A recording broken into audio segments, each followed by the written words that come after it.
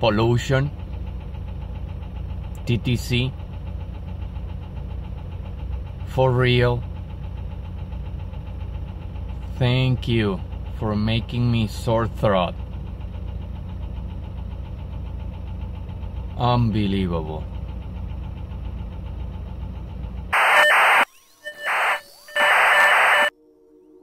The first thing you notice when you visit Sarnia, Ontario, is the smell.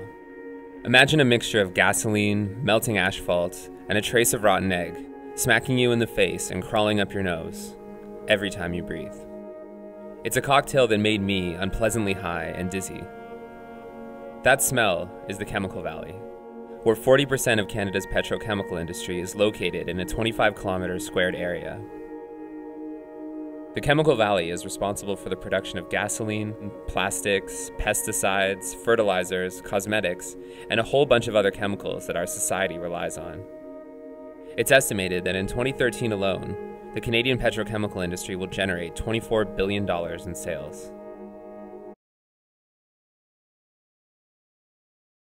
We will also discuss some of the ways in which we are improving our air quality. So first, a point source of pollution is one that you can trace to a discrete location, such as a factory, as opposed to non-point sources of pollution are ones where multiple inputs cumulatively together contribute to pollution. So you cannot trace the pollutants to any one specific thing. And an example of a non-point source are all of these cars, all the exhaust coming from the different cars. Now, both of these examples are human activities that increase air pollution. And when something is a human activity, we call that anthropogenic. So anthropogenic impacts on the environment are human activities that impact the environment.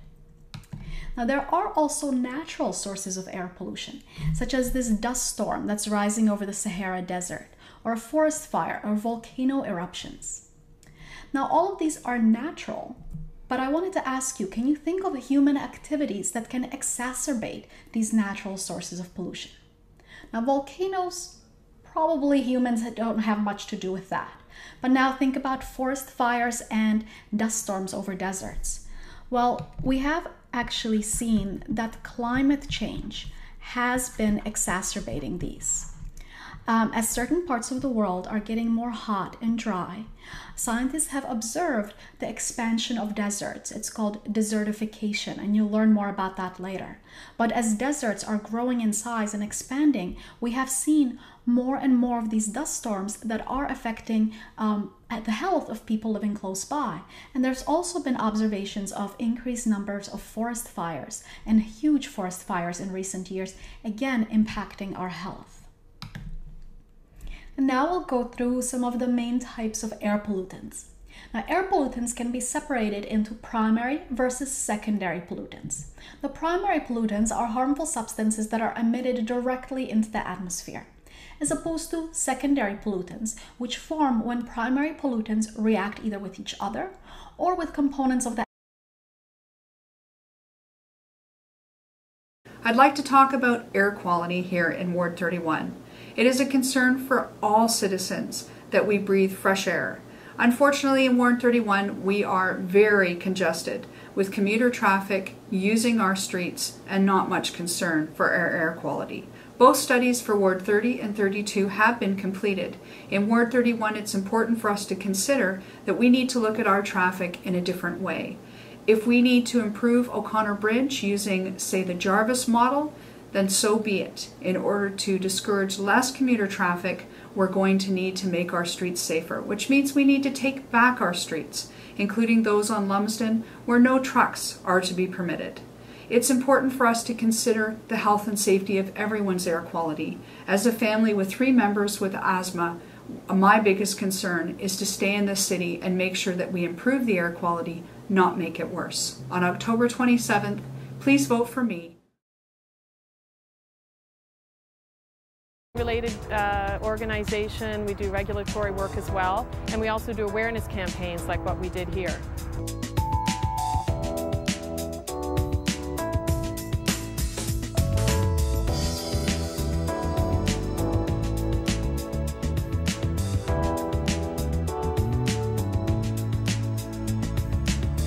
We installed a green art piece, and we also refer to it as reverse graffiti. And basically what it is we took some wooden stencil of clean air commuting modes. So people walking, biking, streetcar, smart car, and put them up against a wall, a polluted wall we'll call it. It was the underpass behind me here on the Gardiner Expressway. Power washed the stencil, so when we took them off, these clean air commuting modes are left on the wall as a reminder to people to be more aware of how they're using their car to get around the city.